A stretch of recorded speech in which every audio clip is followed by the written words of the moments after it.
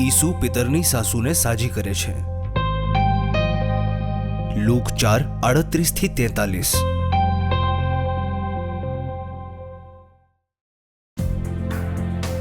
સભાગૃહમાંથી નીકળીને ઈસુ શિમોનને ઘરે આવ્યા.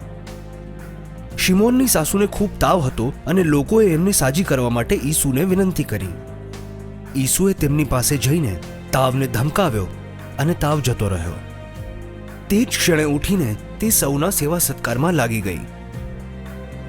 સૂર્યાસ્ત પછી બધા જ લોકો વિવિધ પ્રકારની બીમારીઓથી પીડાતા રોગીઓને ઈસુ પાસે લઈ આવ્યા અને તેમણે દરેકને માથે હાથ રાખી તેમને સાજા કર્યા. ઘણા લોકોમાંથી દુષ્ટાત્માઓ આવો ચિત્કાર કરીને નીકળી ગઈ, તમે ઈશ્વરના પુત્ર છો! પણ ઈસુ તેમને ધમકાવતા અને બોલવાથી રોકતા, કારણ કે દુષ્ટાત્માઓને જાણ હતી કે તે ખ્રિસ્ત છે. બીજે દિવસે ઘરેથી નીકળીને ઈસુ કોઈ એકાંત સ્થાન પર જતા રહ્યા. લોકો તેમની શોધખોળ કરતા તેમની પાસે આવ્યા અને વિનંતી કરવા માંડ્યા કે તેઓ નગર છોડીને ન જાય. પણ તેમણે જવાબ આપ્યો, મારે બીજા શહેરોમાં પણ ઈશ્વરના રાજ્યના સુસમાચાર સંભળાવવાના છે. મને એટલા માટે જ મોકલવામાં આવ્યો છે.